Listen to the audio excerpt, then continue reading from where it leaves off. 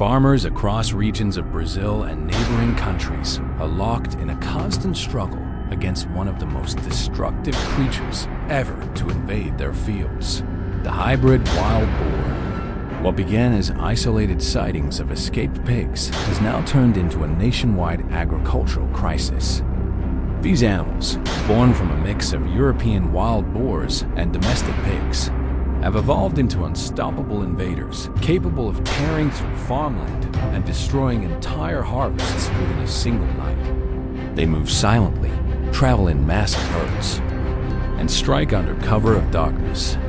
For farmers who depend on their crops to survive, every night brings the same question: will their fields still be standing when the sun rises? The damage caused by these animals is not limited to crops alone. With their powerful snouts, they uproot irrigation systems, shatter fences, and flatten soil into unusable ground. Sugarcane, corn, cassava, and soybeans, staples of Brazilian agriculture, vanish overnight. A herd of 50 can devastate acres of crops in hours, leaving behind deep trenches of churned mud and broken stems. The scale of destruction reaches into billions of dollars annually, threatening not only local families, but also national food production. Their intelligence compounds the issue. These hybrid boars learn quickly, avoiding traps, fences, and lights. After a single encounter, they adapt to human defenses, change routes, and even use their environment to hide from surveillance. With each passing year, the challenge grows, and traditional control methods have proven insufficient. Farmers initially turned to modern defenses: electric fences, infrared cameras, steel traps, and firearm patrols. Each approach brought new problems. Electric fences were chewed, damaged, or deliberately shorted out. Traps caught only a few animals, while the rest learned to avoid the area altogether. Shooting proved difficult. The boars travel fast, in large groups, and mostly alone. Even professional hunters struggled to reduce populations that multiplied at alarming rates. Female boars can produce up to 2 litters per year, and with no natural predators capable of managing them effectively, the numbers kept increasing. Every failed attempt added financial pressure to farmers already burdened by debt, unpredictable weather, and fluctuating crop prices. Then came a turning point, not through advanced machinery or government intervention, but through simplicity. In a small rural community, an older farmer named Paulo Santos faced the same relentless problem. After losing multiple harvests, he no longer had the means to afford electric fences or high-end solutions. Out of necessity, he turned to the most basic tool at his disposal: a shovel. Paulo began digging deep, wide trenches around his property, creating a physical barrier that no herd could easily cross. What started as a desperate experiment soon became a regional revelation. The first weeks brought immediate results. Crop destruction dropped by almost 90%. By the end of the season, many farmers who adopted the same trenching method reported complete protection from boar incursions. The concept was simple but effective. Trenches, around 5 feet deep and 3 feet wide, prevented the animals from advancing. Unlike fences, they required no power, no maintenance, and could not be chewed or dismantled. Once inside, the boars struggled to escape due to the vertical structure of the ditch walls. Neighboring farmers quickly followed Paulo's example, forming local groups to dig defensive trenches that stretched for miles. The idea spread rapidly through rural communities, transforming agricultural defense across the region. For the first time, there was a low-cost, reliable solution that didn't depend on modern infrastructure or constant repair. The ditch strategy proved that innovation didn't always come from complexity. Sometimes it came from rediscovering simplicity. However, success brought new challenges. While the trenches stopped the invaders, they introduced practical and environmental complications. During the rainy season, water accumulated inside the ditches, turning them into breeding grounds for mosquitoes and creating health hazards. Heavy machinery occasionally slipped into hidden sections during foggy mornings. In certain regions, unstable soil caused cave-ins, requiring reinforcement with concrete or rock. The cost of maintaining and expanding these systems became significant. A small farm often required 3 to 6 miles of trenching. Larger farms needed twice that. For many, the expense equaled their annual profit margin.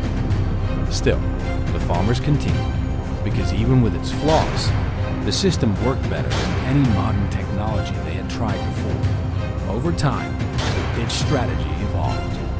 Farmers began modifying trench designs to fit their terrain, adding drainage lines, building small bridges for access, and reinforcing walls with local materials.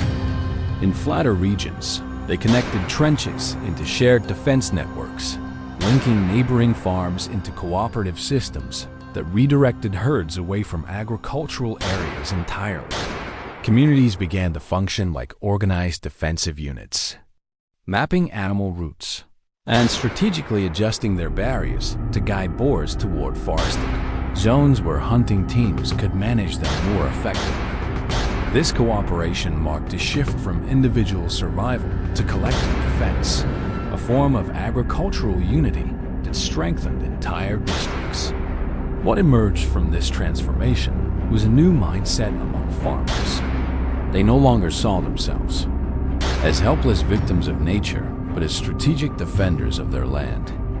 Farmers studied satellite maps, shared movement data, and exchanged techniques for optimizing trench placement. Local associations even developed small-scale trench digging machines to make the process faster and more uniform. Through coordination and shared knowledge, the ditch system became more than a defensive tactic. It turned into a symbol of resilience.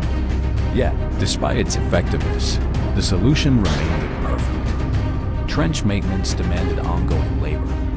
Vegetation grew over edges, forming natural bridges that allowed some animals to cross. Seasonal flooding filled sections with debris, requiring excavation after each major storm. Wildlife conservationists raised concerns about non-target species. Falling in deer, armadillos, and small mammals often became trapped. In response, farmers adjusted designs again, incorporating escape slopes for smaller animals and marking edges with reflective indicators to improve safety for workers and vehicles. Step by step, they refined their approach, balancing human needs with environmental responsibility. As the system spread, researchers began studying its broader effects. Agricultural universities conducted surveys showing that farms using coordinated trench defenses reduced wild boar intrusion by nearly 95% over 2 years. Crop yields stabilized, economic losses dropped, and communities began reinvesting profits into sustainable upgrades. In some regions, local governments started supporting cooperative trench projects through subsidies and training programs. What began as one man's desperate act evolved into a national movement in rural protection. The impact of this shift extended beyond immediate defense. Farmers began rethinking their relationship with the land, integrating prevention into every stage of their operations. Irrigation systems were redesigned to align with defensive barriers.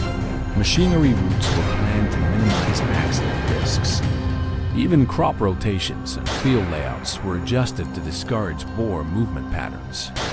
The simple trench had reshaped how farmers viewed agriculture itself, not just as cultivation, but as strategic land management. At its core, this entire transformation illustrates a universal truth about human innovation. When advanced technology fails, creativity born from necessity takes its place. The ditch strategy reminded the world that effective solutions don't always depend on modern engineering or complex systems. Sometimes they come from rethinking the basics and adapting them to current challenges. In this case, It was not technology, but human determination that proved to be the greatest tool of all.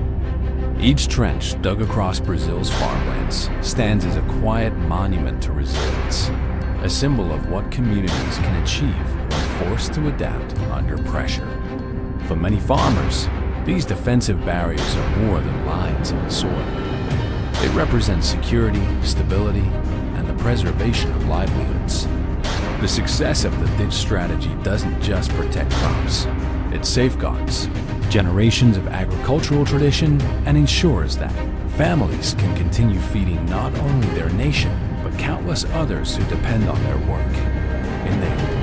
And this story is not just about fighting wild boars.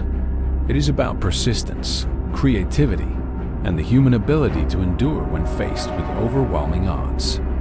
Across the countryside, where each sunrise once brought uncertainty, now there is a renewed sense of control and hope.